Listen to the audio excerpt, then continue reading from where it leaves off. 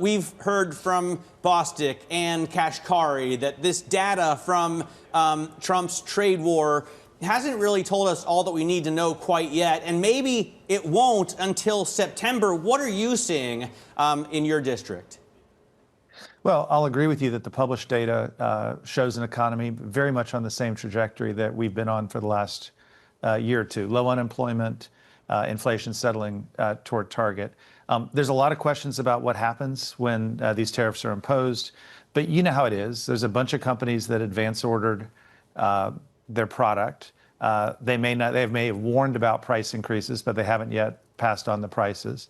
The customers may accept the price increases, or they may not. So we'll just have to see how it plays out. I've been describing this when I'm talking to businesses, which you know I do every day. I've been describing this as driving through fog. It's just very hard to drive when it's really foggy, and businesses are afraid to accelerate because they don't know what's around the next curve. And they're also afraid to put on the gas because you don't want someone crashing into you. And so, by and large, they're pulling over and putting on the hazards.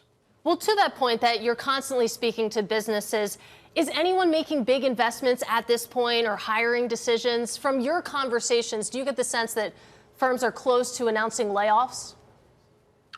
Well, so on the hiring side, you're definitely not seeing that. Lots of hiring freezes, of lots of deferred hiring, and you see that in the data as well. In terms of investment decisions, investment moves that were already underway seem to be continuing. I've heard very few cancellations. But some of the big things that you might expect to happen when the terms of trade change, I think people are still waiting to get whatever they think is final. In terms of layoffs, you clearly hear and see about it in the government sector and in those sectors related to government spending. But outside of that, I just think people have the hazards on. How long are companies telling you they can hold out before they have to make some sort of decision as to whether to go ahead and invest or to cancel plans? Well, I think people are pretty patient on the investment. A lot of these are growth investments, and they're waiting to see what the terms are. If you're thinking of building a new facility somewhere, you kind of want to know what the rules are before you build it. And so I think there's a lot going in there. I also don't think there's much case for canceling. Nothing's really changed in the economic environment. You just have policy uncertainty. And I think people are just going to wait policy uncertainty out. They do think there's a light at the end of the tunnel, that there will be some certainty, whether it's the tax bill or some of the trade terms. But I think they're just waiting it out. Hey, Tom, I was on Saturday, I went down to Fredericksburg to purchase a used motorcycle, and I drove it all the way back here to New York through much of your district, I imagine, through Washington, D.C., of course. And I was thinking about DOGE, the Department of Government Efficiency. The cuts that DOGE made, have they had any specific impact on the companies, on the constituents in your district? Well, first of all, congratulations on making it through the Fredericksburg to D.C. 95 district. That's a place that I travel a lot, and it's not very easy to travel it. There's no question that what we're seeing happen in terms of government spending cuts is affecting, especially the D.C. metro area part of my district. You see it in both announced job losses. If you look at challenger job announcements in February and March, they were quite significant, particularly government side. We see it in the week-to-week government spending numbers, in retail spending, particularly discretionary retail spending in the D.C. metro area. Job postings are down about a third.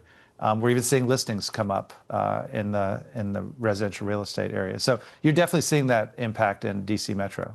I also want to get your opinion on what's going on with the relationship between hard and soft data. It's something that we talk about on the show quite frequently because you have the soft data suggesting that things look a lot more stagflationary than the hard data actually shows. And I'm wondering whether the sentiment data, the survey data that we receive, is still a reliable indicator of what the hard data will eventually reflect.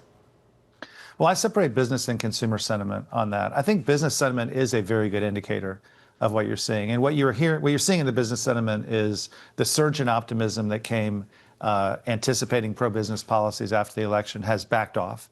And you see hesitancy to invest, hesitancy to hire. And that's the same thing you're seeing as you talk to businesses. And so I think that's very consistent. By the way, we saw the same thing in 2019, and I think it played out in a very similar way.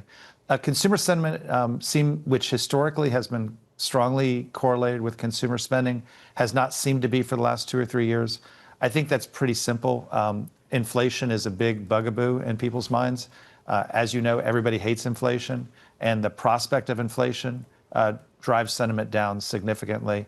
And in today's always-on media environment, where people look at notifications all day long, the notifications they're seeing are tariffs, inflation, and they're anticipating that. You can see that in terms of the consumer sentiments expected inflation 5 or 10 year, 1 year, 5 year, 10 year, whatever. And that takes sentiment down. There's no evidence yet that inflation-driven drop in sentiment drops spending. And nothing I'm seeing in the real-time spending data suggests that spending is dropping. But that's why I say there's the disconnect on the consumer side. Sentiment seems very clearly moving things on the business side, less clear on the consumer side. Tariffs, as you mentioned, is what we've been talking about for some months. But now we have the budget bill on the horizon, the fiscal side of it. What are people telling you in your district, and you have a lot of rural areas as well, about the potential effects on the economy from the bill? Some see stimulus from no tax on tips, no tax on overtime. Maybe that's an inflation problem going forward. And others say maybe there's a problem with consumer spending going forward because people are losing income from Medicaid and other cuts. How do you see that affecting the economy? Well, I was in rural Virginia, as I was telling you earlier last week, and we had a lot of conversations about how they're seeing policy. I don't think this has reached the level of much focus in the small towns, at least in my district. I think people are focused on the basics. The places people they worry about healthcare. Rural healthcare is a pretty big issue in the small towns, and people wonder about how any changes to healthcare is going to affect rural hospitals. And I think people are just waiting to see where Washington lands on this. We had a drop in GDP that surprised me last quarter. I talked to the experts here at Bloomberg about it, and they told me that's okay. It's because we were pulling forward so much ahead of President Trump's tariffs. And now that he's pushing those tariff dates back, I wonder if you think companies and consumers are going to continue to pull forward and bring so many imports in that we get another big drop in GDP. Tom, could we have a technical recession because of this?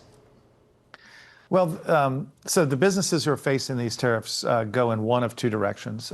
There's some set of people who pull forward, and you certainly saw that in pharmaceuticals in the first quarter, stockpile inventories in advance of tariffs. But there's another set that are actually pulling back and saying, and we saw that in China, if you look at the shipments out of China, out of the ports, and they're saying, look, I'm not taking this till I see where it goes.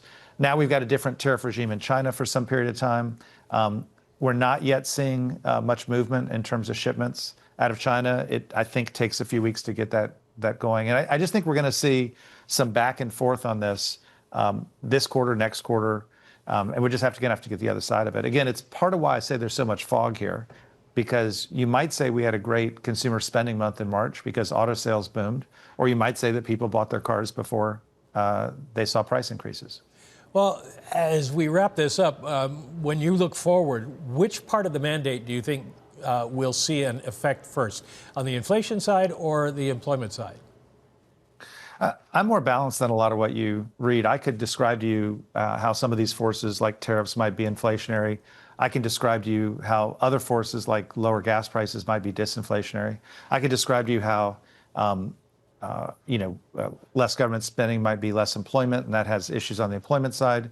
I can also describe to you how people who haven't hired for 18 months, if spending continues, might need to start hiring. And so I'm waiting to see what happens.